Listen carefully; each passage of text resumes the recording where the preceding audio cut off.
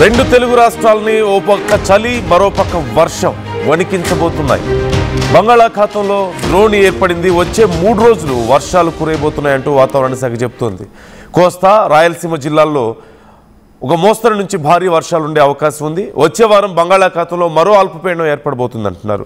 ఇప్పటికే తెలుగు రాష్ట్రాల్లో చలి పంజా విసురుతోంది. తెలంగాణలో ఉష్ణోగ్రతలు భారీగా పడిపోతున్నాయి. 9 నుంచి 14 డిగ్రీల మధ్య నమోదవుతున్నాయి ఉష్ణోగ్రతలు. రేపు మరింత చలి పెరిగే అవకాశం ఉందంటూ వాతావరణ శాఖ చెబుతోంది. ఉమ్మడి ఆదిలాబాద్ జిల్లాకు ఆరెంజ్ అలర్ట్ను కూడా ఇప్పటికే వాతావరణ శాఖ జారీ చేసింది. మరొక అల్పపీడనం ఏర్పడబోతున్న నేపథ్యంలో వాతావరణంలో తీవ్రమైనటువంటి మార్పులు ఉండే అవకాశం ఉంది. ఇప్పటికే 2 తెలుగు రాష్ట్రాలని చలి తీవ్రత చంపేస్తోంది. చాలా ప్రాంతాల్లో అత్యల్ప ఉష్ణోగ్రతలు నమోదవుతున్నటువంటి పరిస్థితి కనిపిస్తోంది.